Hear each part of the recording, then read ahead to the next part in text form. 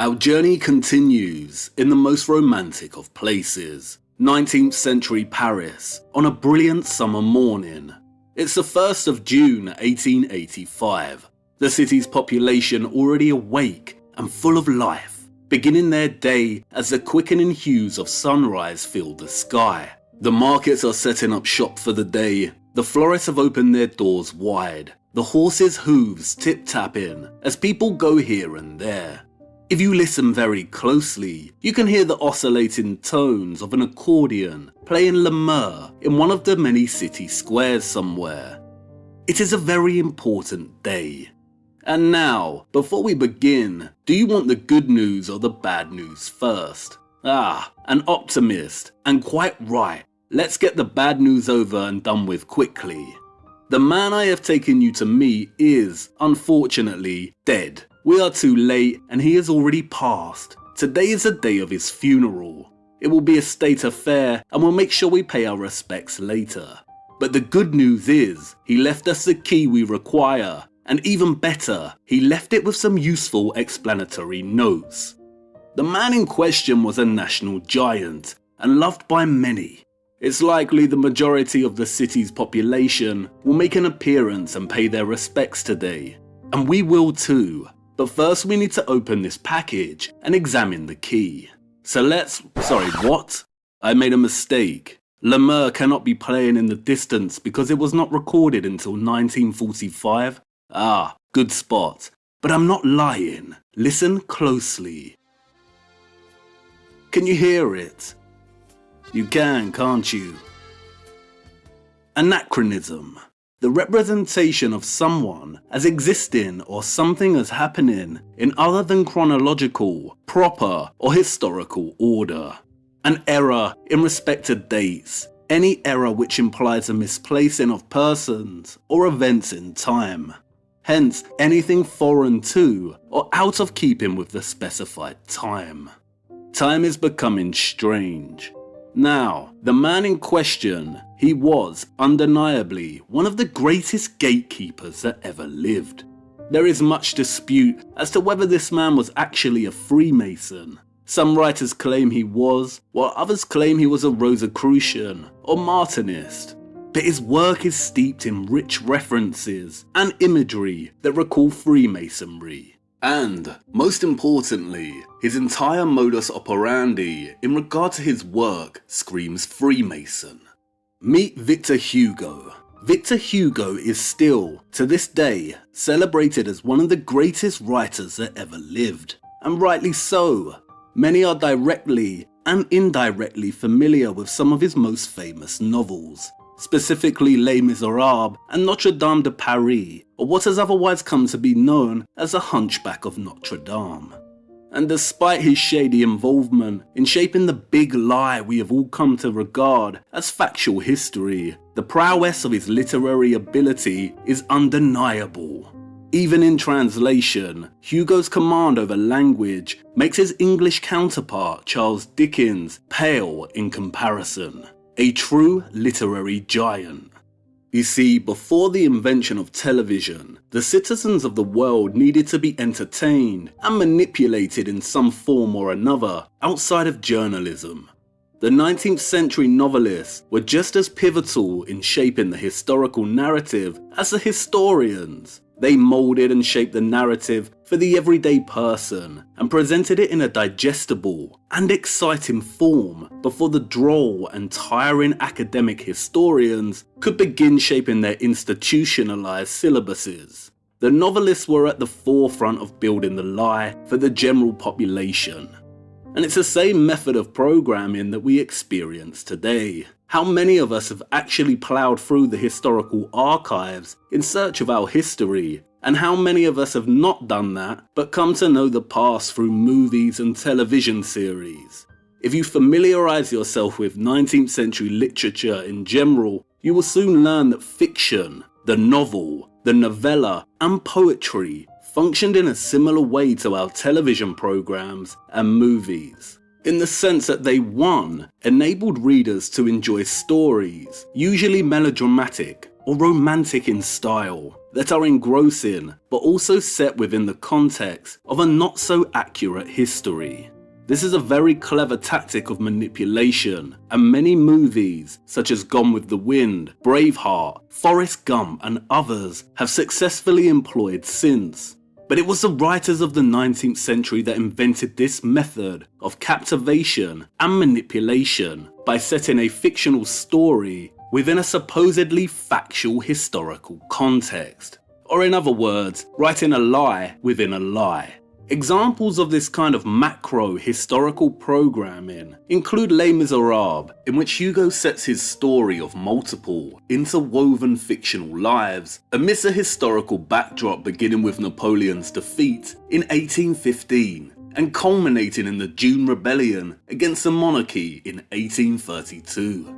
The novel is infamous for its lengthy digressions, which make up over 900 of the 2,700 pages of narrative. These digressions take the form of essays, in which Hugo muses on topics such as the Battle of Waterloo and the plethora of orphans in 19th century France.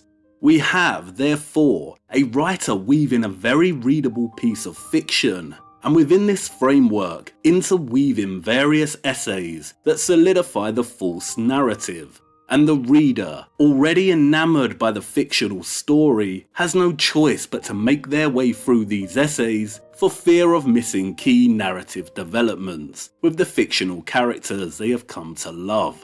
And many writers employ this exact macro-historical programming technique, i.e. embedding their story within a much larger historical narrative. We see it in Leo Tolstoy's chronicle of the French invasion of Russia and the impact of the Napoleonic era in War and Peace. It's there in Dickens' account of the French Revolution, in A Tale of Two Cities, and in James Cooper's The Last of the Mohicans.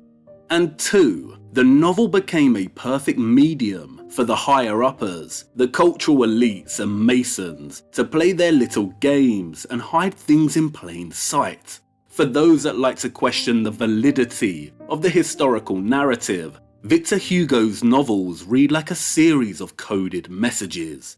We have the voice carrying the main storyline, which is firmly embedded within a historical context, and that the everyday reader eagerly absorbs. And then another parallel voice, the one in the know, and speaking to others also in the know. So much of what you are looking for is hidden, in many ways, in the literature of the past. And in order to get the most out of some of these writers, I'd like to introduce you to a couple of literary techniques to look out for, and that will assist you in your own time.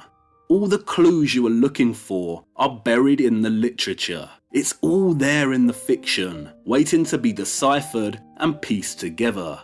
We will primarily use Hugo's Notre Dame de Paris as an example. We will cover some of these techniques first, and then we will discuss the key he has left us.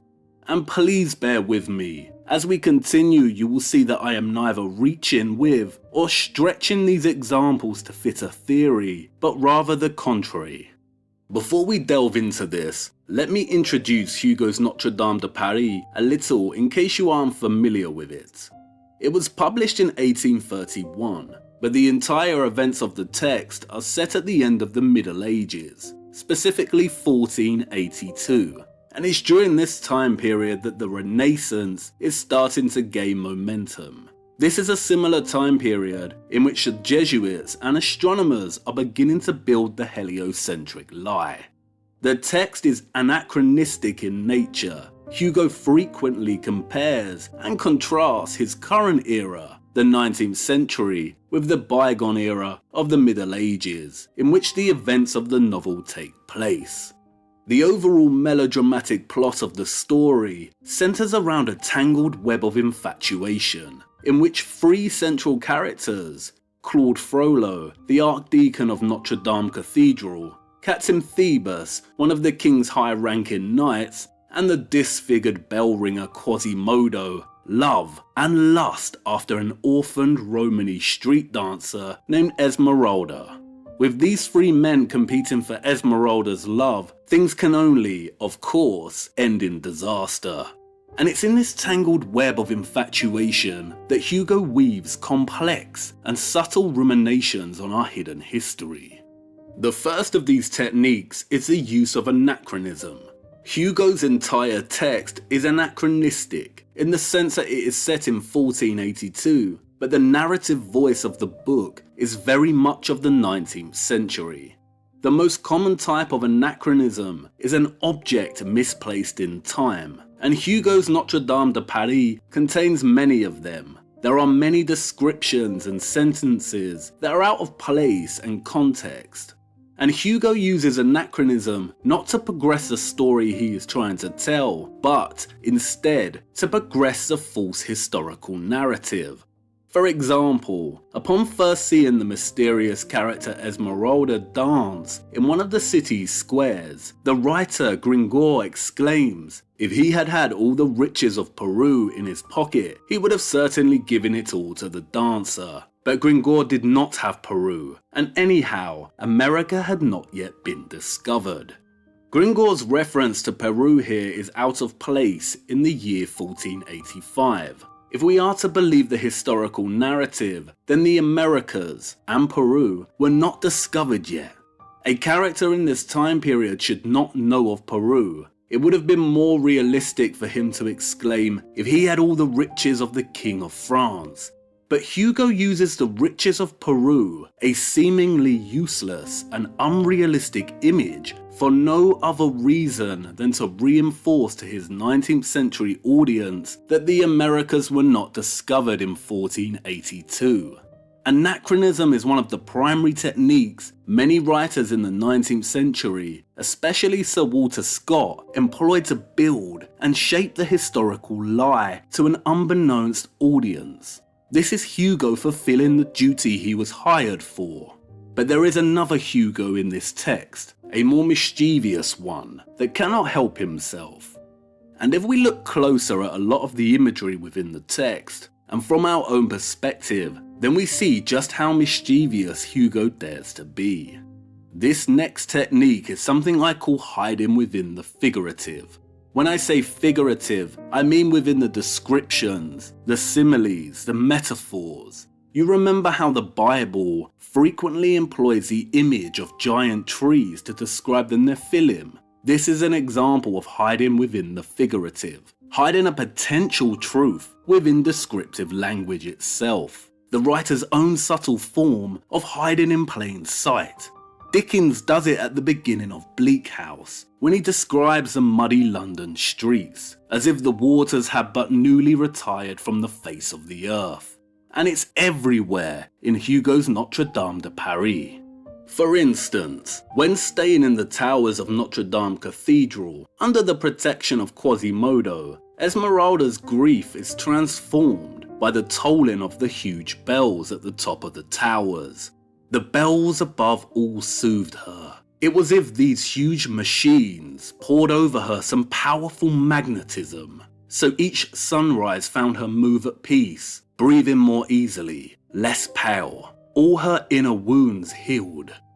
How very interesting. The vibrations and frequencies of these huge machine-like bells pouring over her a powerful magnetism that restored her to good health. You see, hiding within the figurative. And the entire text is full of examples such as this. Hugo at once stretching figurative language to paint a rich portrait of medieval Paris and also having a little fun of his own. The Ile de la City of Paris is described by Hugo as like a great ship stuck in the mud and stranded with the current near the middle of the Seine. Stuck in the mud, you say? And as the crowd approaches the Palais de Justice, Hugo describes them as a flood of people. To onlookers watching from their windows, he writes, the crowd presented the appearance of a vast sea, into which a dozen streets, like so many river mouths, continually disgorge fresh streams of heads. The waves of this human flood, constantly spreading, broke against the corners of houses. In the centre of the tall, Gothic facade of the Palais was the grand staircase. Up and down it flowed continuously a double stream, breaking on the central flight of steps and then spreading out in broad waves over its two lateral flights. The staircase poured ceaselessly into the place like a cascade into a lake, the current driving the whole crowd towards the grand staircase ebbed, broke into turbulence and eddies. With our current theoretical understanding of the old world's potential use and reverence of water, this passage immediately becomes highly interesting. Through the use of simile, people are compared with a flood of water, and in doing so, Hugo transforms the streets and roads into flowing water systems. Staircases of old structures become cascades, water pours throughout the city panorama ceaselessly, ebbing and flowing, spreading and breaking against the architecture. Furthermore, the use of flood imagery here is reminiscent of Dickens and his opening to Bleak House, and immediately conjures up images of the biblical flood and the strange and elusive mud flood. And it really leaves the curious wondering, what did Hugo know? Is Hugo telling us that these structures were flooded, or is he telling us that most of the roads were not what they are today, but Paris used to be more akin to Venice, a vast water metropolis? Again, hiding within the figurative. Look out for it. There are many instances waiting to be found throughout 19th century literature, and some are very, very interesting. And then there is partial disclosure. Often, and throughout Notre Dame de Paris, Hugo's narrative will often stray from the drama at hand and branch into deliberations regarding the architecture. And in doing so, he often divulges information that we, the reader, should not be aware of. He won't give us the whole picture, of course he won't, but he will go so far as to confirm certain suspicions. For instance, in discussing Esmeralda's imprisonment, Hugo writes, "In the Middle Ages, once a building was completed, there was almost as much of it in the ground as outside. In cathedrals it was, as it were, another cathedral underground, low, dark, mysterious. These mighty buildings, whose method of formation did not simply have foundations, but, so to speak, roots. Thus churches, palaces, fortresses had earth up to their waists. A building's cellars were another building." Writing in the 19th century, what Hugo confirms here to his 21st century audience is what the so-called conspiracy theorists have been shouting about for a long time. That these cathedrals, palaces, castles do not end where they meet the ground, but keep going. And not just for a few meters, but that they are buried very deep into the ground, buried in earth up to their waists, as Hugo so aptly puts it. And this is partial disclosure because, while Hugo will not tell us why these structures are half buried in the ground, his explanation of them being built this way in the Middle Ages does not cut it. He does confirm that yes, indeed, they carry on down into the streets below us, and they go deep. And as the novel progresses, it becomes very evident that Hugo's descriptions of Paris and its architecture such as this are not coincidental. He knew exactly what he was doing with this text, and it becomes even more evident in the final literary technique I want to discuss before we look at the key. This technique is allegory. Allegorical metaphor, or allegory, is a device that many writers use to convey semi-hidden or complex meanings through symbolic figures, actions, imagery, or events, which together create the moral, spiritual, or political meaning the author wishes to convey. And while it sounds complex, you are most likely very familiar with allegory. For instance, in his classic children's novels, C.S. Lewis employs allegory in the form of the lion Aslan, whose death and resurrection parallels that of Jesus Christ. George Orwell's Animal Farm is a political and satirical allegory of communism during early 20th century Russia. To understand Hugo's use of allegory in Notre Dame de Paris, we need to look a little closer at the novel's central characters. The first character, and without a doubt the most infamous even to those unfamiliar with the text, is Quasimodo. Quasimodo is an orphaned outcast, banished from society due to his disfigurement, who lives in Notre Dame under the patronage of Claude Frollo, the Archdeacon. Quasimodo is described by Hugo as having a large head bristling with red hair, between his shoulders an enormous hump. He has a tetrahedral nose, a horseshoe mouth, irregular teeth. He is as broad as he is tall, and displays a perfect ugliness. As Hugo writes, he looked like a giant, broken into pieces, and then badly mended. Throughout the novel, Hugo describes Quasimodo's size as gigantic, often depicting him as a kind of cyclops. Quasimodo is our typical friendly giant. On the outside he is hideous, but on the inside is kind and warm. He is also bewildered and in love with Esmeralda, the Romany orphan who generates her living by dancing in the city's streets. Esmeralda dances and performs street magic with her pet goat, and while the Parisian locals do love to watch her perform, they also suspect her of black magic. They call her the Egyptian, the witch, the pagan. And then we have Quasimodo's master and patron, Claude Frollo, who holds the position as Archdeacon of Notre Dame. He is a tall, slender, creepy, controlled and bitter man. He is secretly in love with Esmeralda and stalks her quietly in the shadows. There is a darkness surrounding Frollo, and he is one of the narrative's key antagonists, a tragic villain. He also has a secret. As the narrator explains, the inhabitants of the city would often see a strange, intermittent red glow, appearing, disappearing, reappearing at short, regular intervals, coming from one of the high towers of Notre Dame Cathedral, late into the night. The old Parisian women would exclaim, "There's the Archdeacon at his bellows, hell's sparking up there." The locals describe Frollo as a sorcerer, but he prefers the title of alchemist. I hope you remember our reading of Falconelli's The Mystery of the Cathedrals and the Metals. And like all alchemists, Frollo is obsessed with turning lead into gold.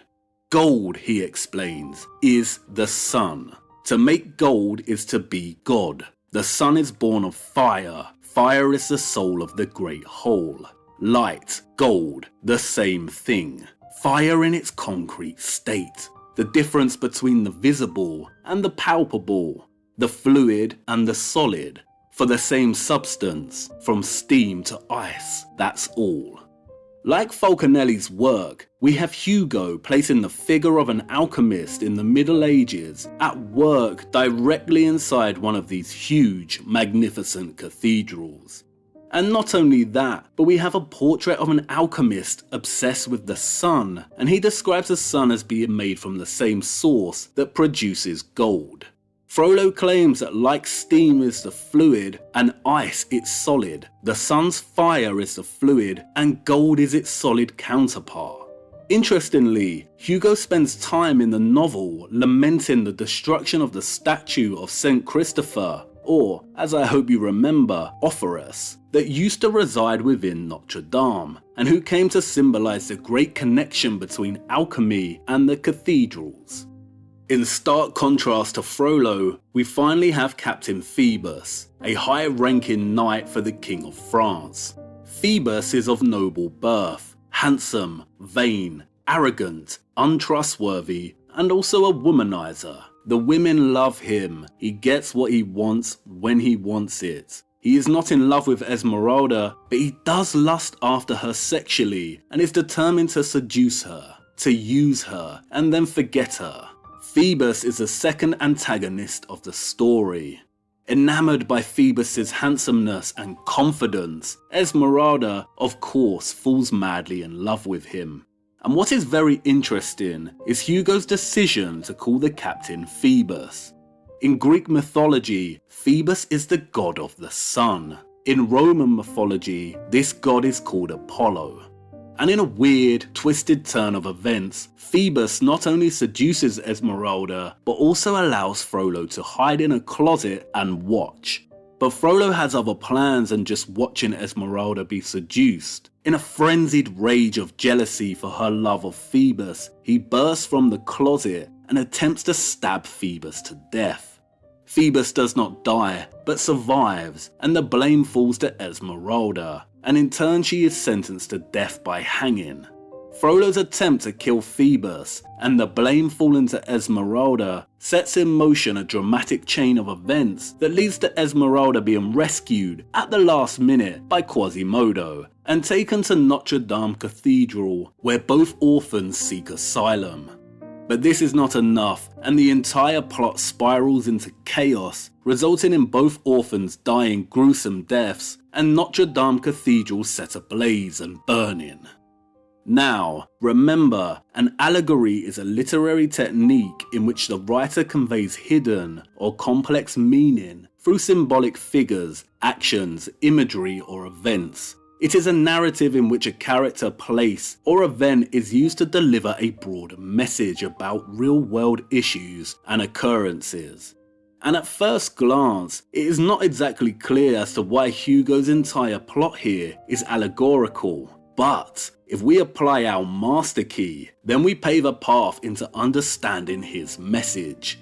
What we have here is a host of symbolic characters or figures who Hugo renders as representative of burgeoning tensions that emerged during the end of the medieval world.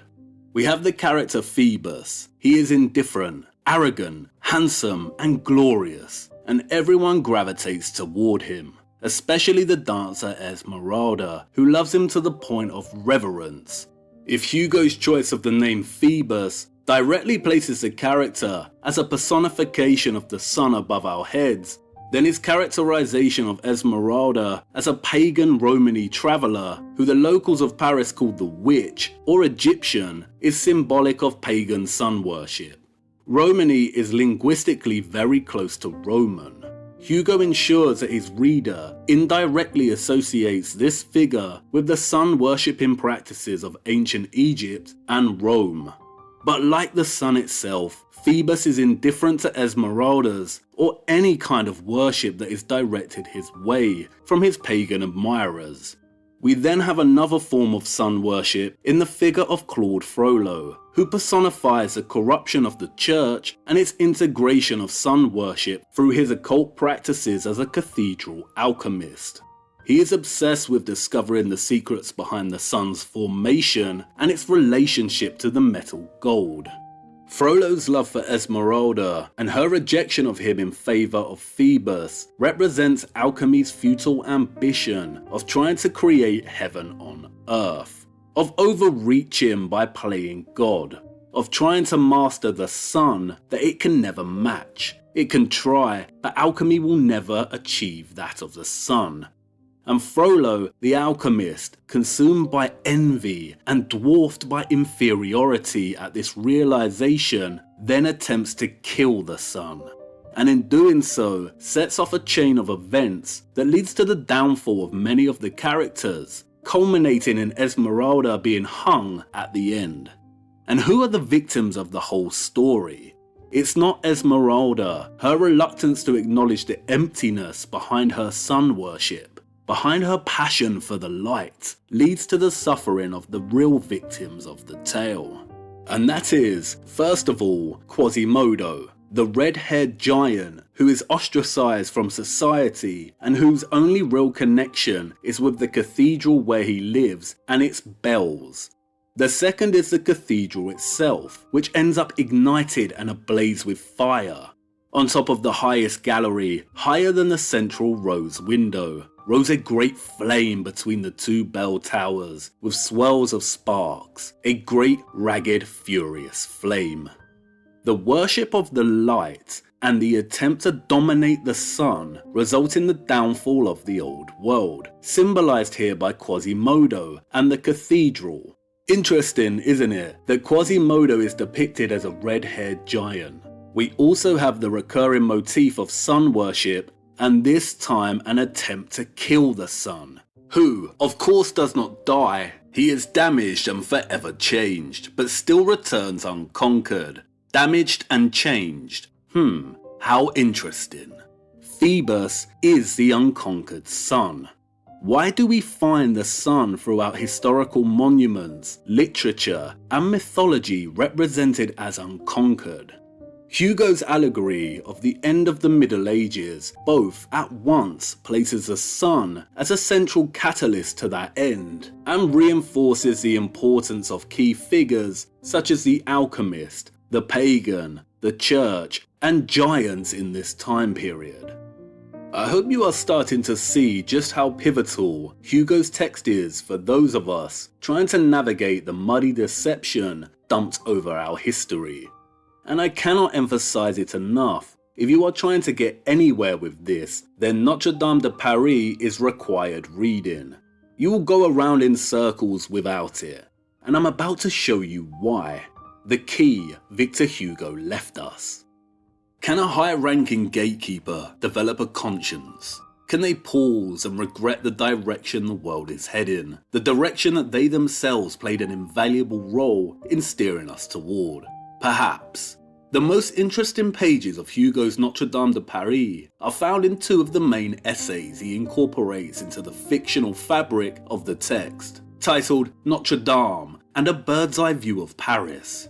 It is in these essays that Hugo ruminates, reflects, and discusses how the medieval Paris that existed before the Renaissance was in full swing differs from his contemporary 19th century Paris. And Hugo was not impressed or happy about the contrast. In fact, he was rather appalled and angry.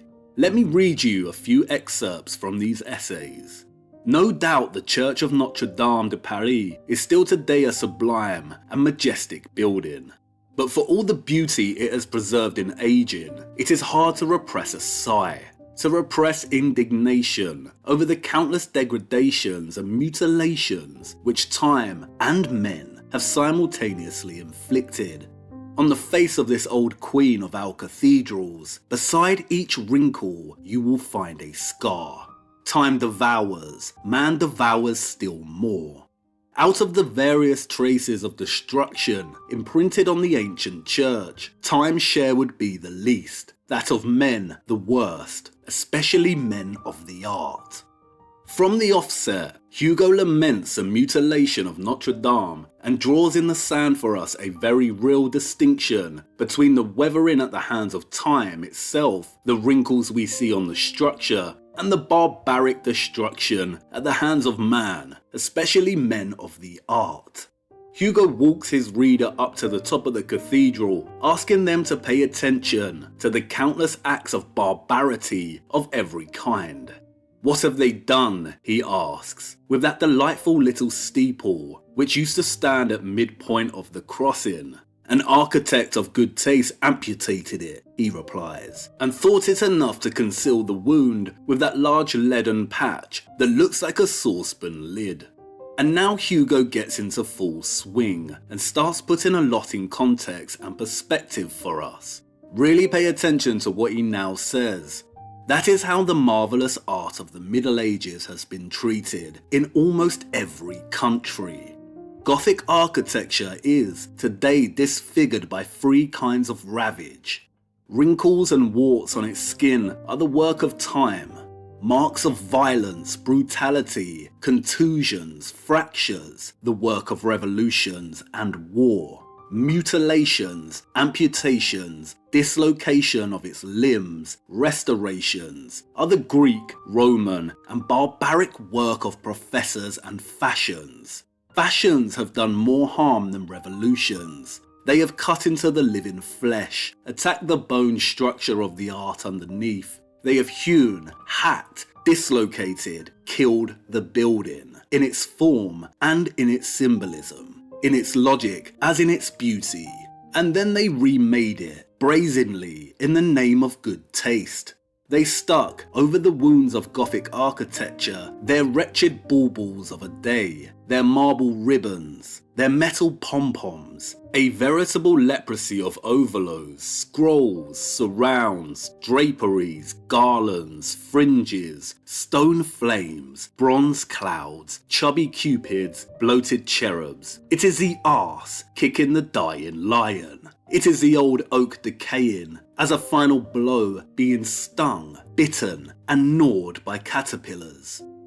The first thing that needs to be addressed here is that Hugo will not give us the entire truth. He will not clearly describe what the old world actually looked like, who its citizens were, how it functioned in terms of government, everyday life, its technological capabilities, and just how much it differed from the 19th century. This he will not do. This was not his job, and he would never have gotten published if he did. Any real secrets of the old world have been delegated to hide within the figurative, and will not be addressed front on. But, as these passages make explicitly clear, Hugo was outraged by just how much the old world had been ravaged, mutilated, destroyed, and erased by his current 19th century day. And you might be thinking, what? What is this Hugo man talking about? I've seen the old photographs of 19th century Paris. It's marvellous. You clearly have not seen the photographs of the Parisian World's Fairs, have you? Don't worry, I've seen them. We will get to that, but let's first focus on what Hugo is telling us here.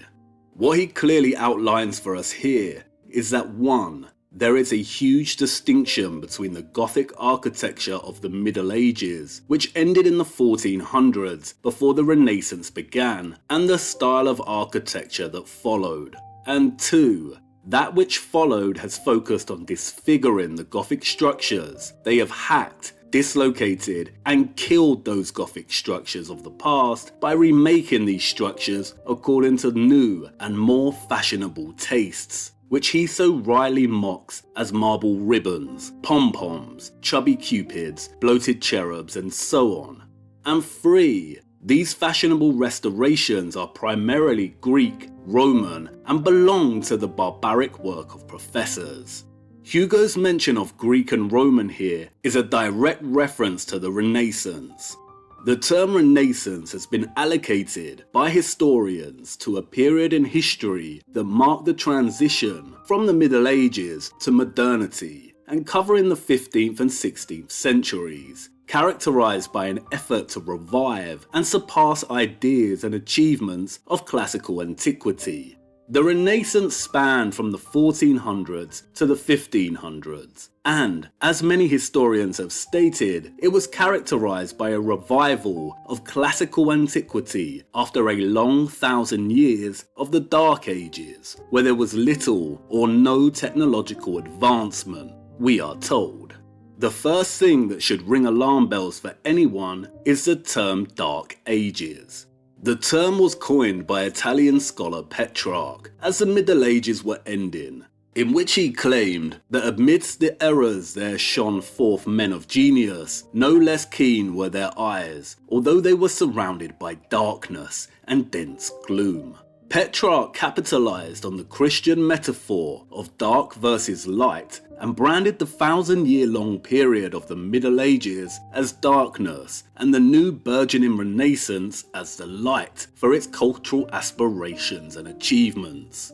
You see, during the Renaissance, man no longer needed to humble himself in front of God. Humanity had now entered a new age, and it was brimming with possibilities and exploration. Society was expected to show their reverence to God through their ambitions to exceed the boundaries, through cultural, technological, and scientific advancement.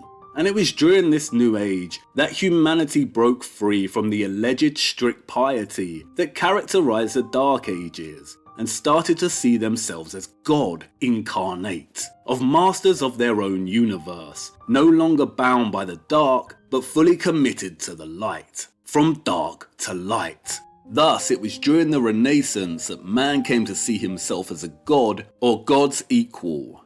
But, as Hugo makes clear, for all its emphasis on advancement and revival, the Renaissance actually built itself on the decaying backbone of what preceded it, the medieval Gothic age. The Renaissance's revival of classical antiquity, specifically that of the ancient Roman style of architecture, was all show, all surface, all facade and decoration, pom-poms, draperies, garlands and ribbons. And this is where alarm bells should start ringing again, the revival of classical antiquity. Who or what rose again? The empire of the sun rose again. Rome. You see, the great little lie in the history books is that the people we see in these photographs and those that came before built these structures through pure innovation, with horse and cart, with wooden scaffolding and apparatuses, through traditional methods of masonry. They did not, but the great big lie is a complete suppression of those that actually invented everything. Those that were conquered and whose entire history was mutilated and erased after they fell, as the conquerors began repurposing all of their structures and infrastructure with the intention to hide, reshape, redesign and make claim to their heritage.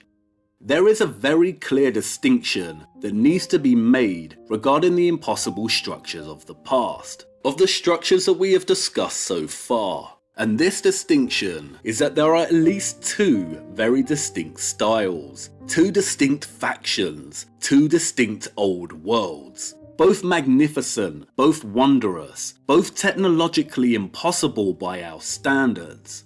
And we cannot fully grasp this until we have walked through the first door. But on the surface, they are easily recognizable. And while it does not fully capture the complexity of this, one of the best ways to recognize this distinction is through the arch. Gothic architecture is characterized by pointed structures. Its arch is pointed. Its enormous cathedrals rise into towers and pointed spires. Whereas the classical style of Rome and Greece favours rounded arches, rounded domes, and a vast amount of decadence, often accompanied by statues of Phoebus, Venus, Zeus, Apollo, and so on. These are not the same style, they did not belong to the same society, and they are in fact directly opposed to one another. And I know what you want to say. What? You told us that the citizens of the future belong to one unified civilization. I know I did, and again forgive me, but I needed you to firstly contemplate the impossibility of these structures, and secondly consider the alternative technological functions they could have held. Too much complexity would have confused matters, but we are after the nuance now. A unified civilization. Sounds a little like globalism, right? No, these structures right here, these are not the fruits of the same society. They are, in fact, in direct opposition to one another. The Gothic belongs to one and the classical to another. So far, I have not done justice to just how complex the matter actually is. Go on, I know you want to say it. What if this Hugo man is a liar? You even said yourself he was a gatekeeper, likely a mason or an elite deceiver. What if his little novel about a hunchback was written to throw us off the scent? I know, and you're right, he cannot be trusted. His job was to bring the fabricated history of France alive to his 19th century readers. Where he is lying with this novel, however, is in depicting the Middle Ages as a period of stern religious sanctity, of archers, knights on horseback, of the Crusades. He does not explicitly outline for his readers what the Middle Ages was actually like. But, as his works show, he was haunted by its decimation, its destruction and erasure for most of his life. Victor Hugo did not just write fiction, he was a strong activist, actively attempting to prevent the widespread, organised, and very real destruction of the old medieval world that continued to take place well into the 19th century. In addition to Notre Dame de Paris, Hugo wrote several non-fiction essays on this subject that everyone should read. One in particular, titled The War on the Demolishers, is very important. As he writes, at this time, there is not a single town in France, nor a single administrative centre where the destruction of some historical monument is not in consideration, already begun or fully achieved, either by the action of the central authority or by the action of the local authority under the consent of the central authority, or by the action of individuals under the tolerant gaze of the local authority.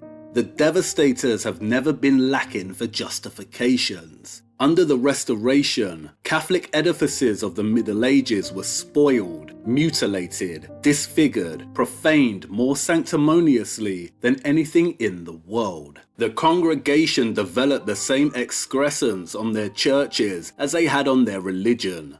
These mutilations consist of marble, bronze, whitewash, and gilded wood. It appeared most often in churches in the form of a little painted chapel, gilded, mysterious, elegiac, filled with puffed up angels, coquettish, gallant, plump, and awash in false daylight, like the one at St. Sulpice.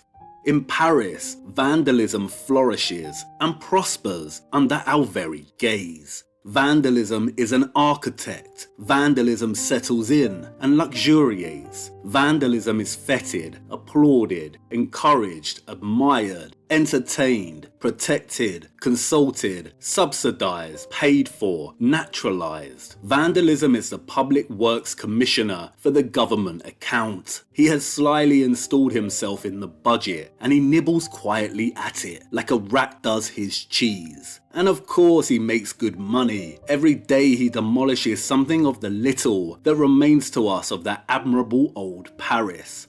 What do I know? Vandalism slathered paint across Notre Dame. Vandalism altered the towers of the Palais de Justice. Vandalism amputated 2 of the 3 spires at Saint-Germain-des-Prés. Vandalism has his newspapers, his coteries, his schools, his pulpits, his public, his truths. Vandalism has a bourgeoisie on his side. He is well fed, well funded, swollen with pride, almost wise, ever so traditional, a good logician, a strong theoretician, happy, powerful, attendant to his needs, well-spoken, and content with himself. He protects young talents. He is a professor. He awards the great prizes of architecture. He sends students to Rome. He wears an embroidered frock. He is a member of learned societies. He attends court. He lends an arm to the king and strolls with him through the streets, whispering plans in his ear. You must meet him.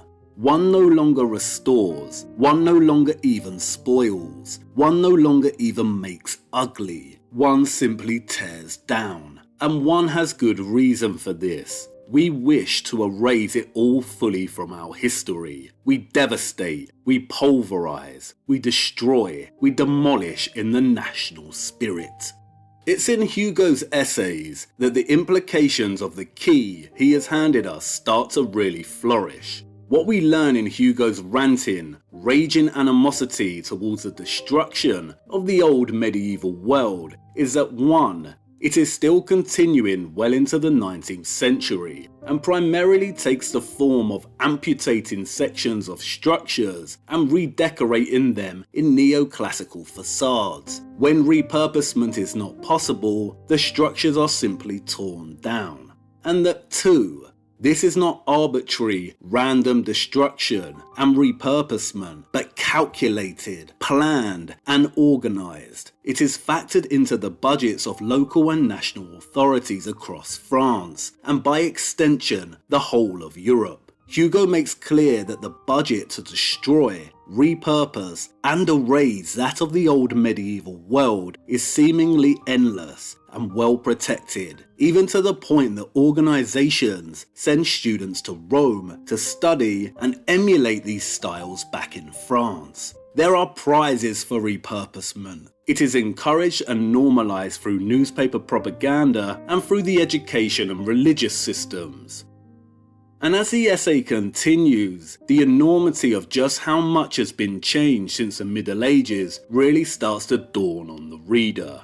It wasn't just in the Renaissance, the 15th and 16th centuries, that the rise of neoclassicism and its aspiration to erase the old world of the Middle Ages dominated the social spirit of the time.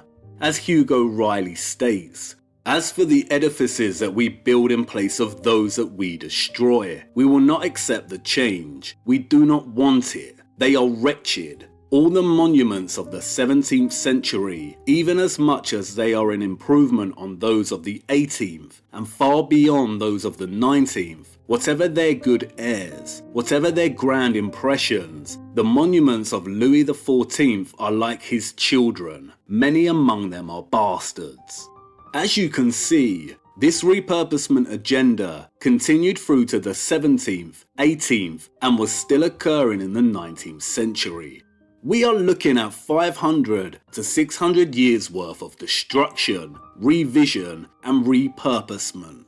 The claim that there was a reset in the 19th century greatly miscalculates, underestimates, and simplifies a very complex agenda that spanned half a millennium and that was comprised of a series of smaller resets, all working towards the goal of erasing the old medieval world and building and solidifying the mode of society that we find ourselves in today.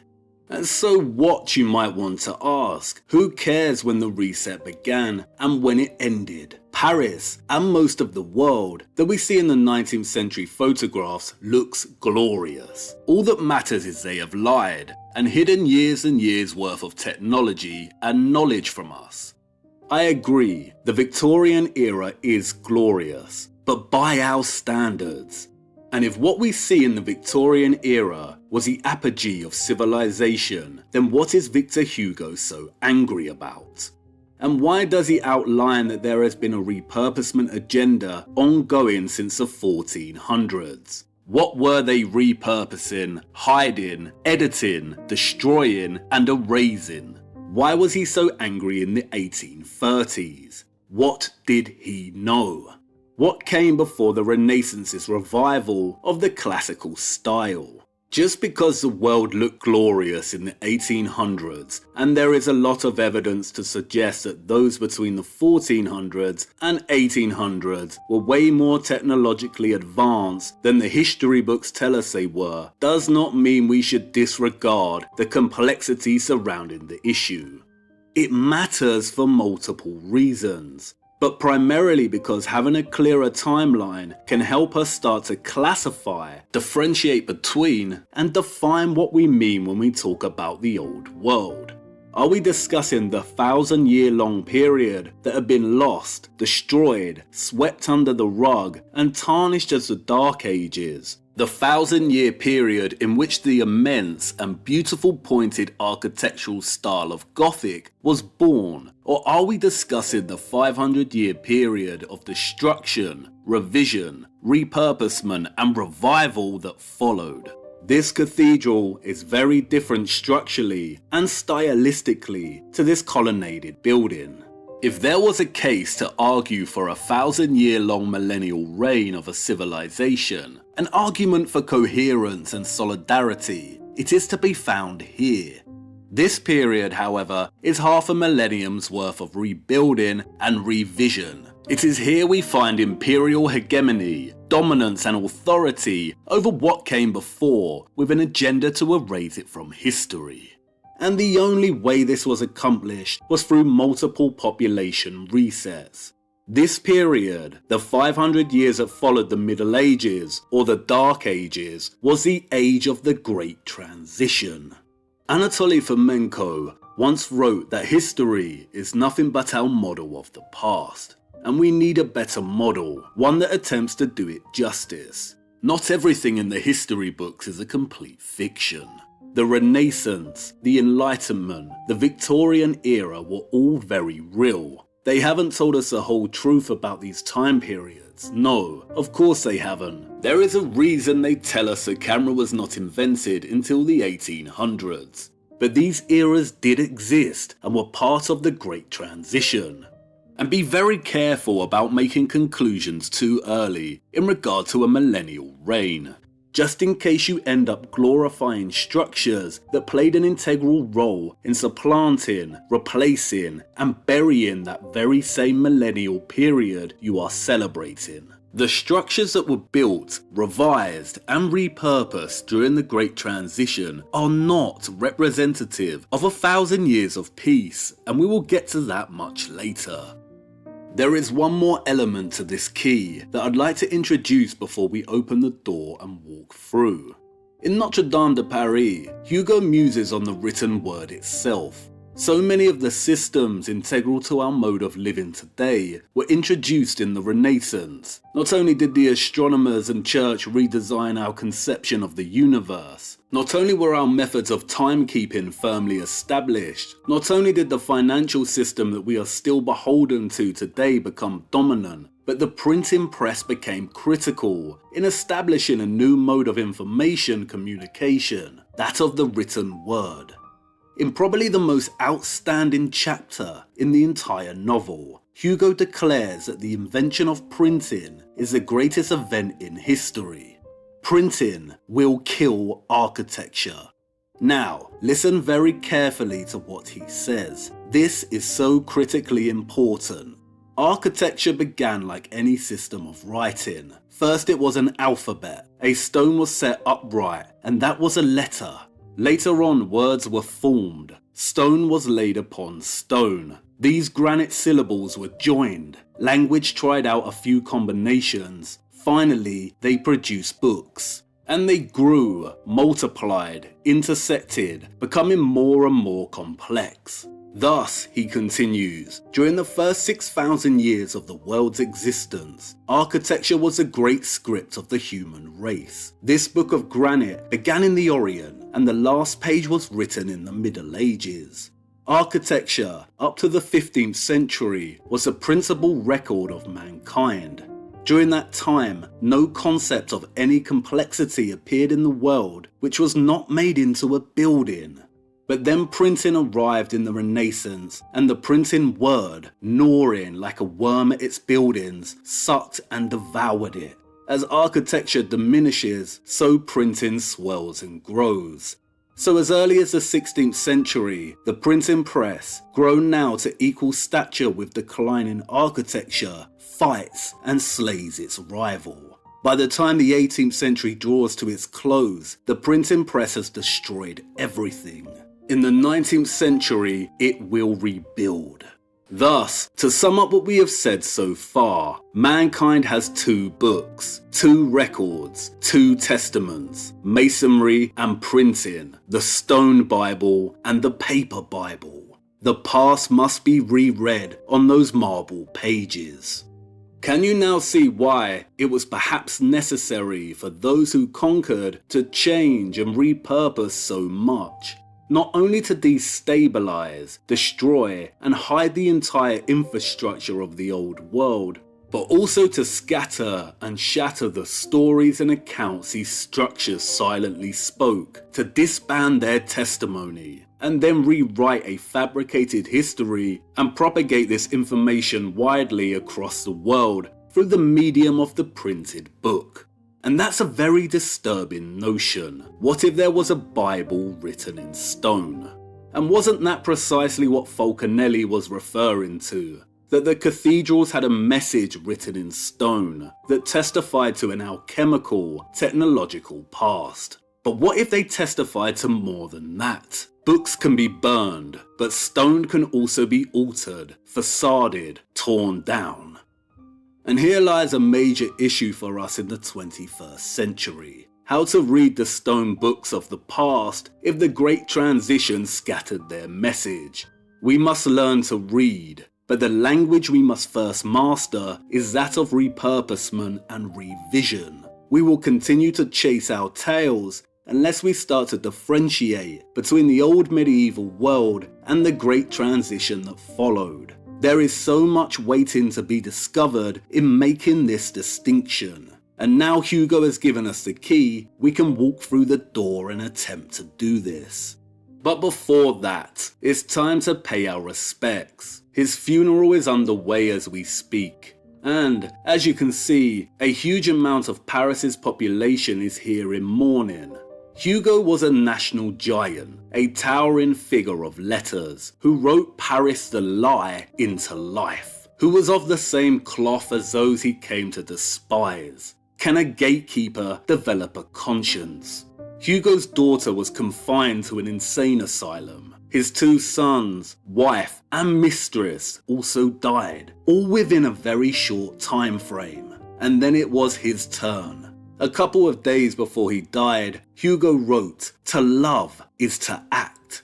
Did his love for the old, bygone world of the Middle Ages spur him to action, to protest its demise at the hands of its conquerors? Did he become just a little too rebellious? Did he start to forsake the gate he was instructed to keep? And did his family suffer as a consequence? Perhaps, perhaps not. We'll never know. And here we are again, in front of the Arc de Triomphe. Hugo's funeral procession began here, an ironic and objectionable location to commemorate a man who detested the fruits born of the neoclassical Great Transition. This arch, it is not a magnet, it is not old world technology. It was constructed in the era it was said to be built. It was not built by those using traditional masonry, horse and cart. No, that is the lie. But the arch gates of the old medieval world were different and held another function entirely. This belongs to and does not predate the Great Transition and served one primary function.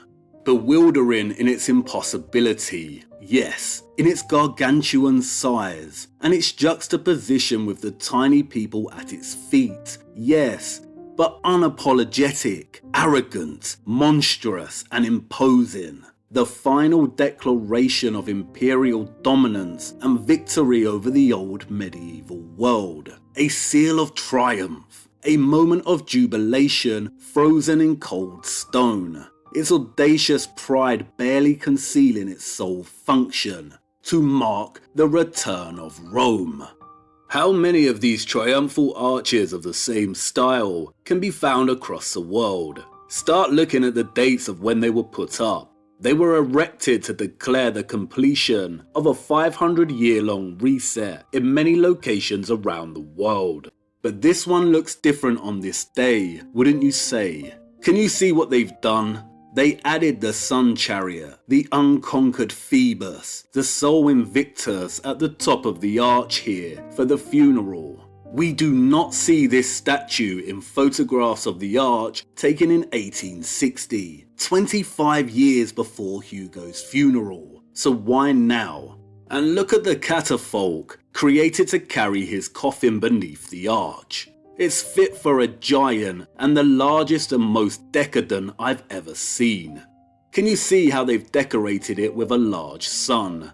They are mocking him with the very same Roman decadence and grandiosity, the marble ribbons, draperies, garlands, pom-poms, and bloated statues that Hugo actively protested against. They mock him as they mock us today. When we began this journey of ours, I told you that piecing together an accurate picture and timeline of our lost history is like trying to solve an impossible Rubik's Cube. This was not hyperbole on my part. They have worked very hard to bury 1,000 years of our history by tarnishing it as the Dark Ages. The complexity of what we are dealing with is overwhelming. But that's not going to stop us from trying, right? So let's start rotating those cubelets.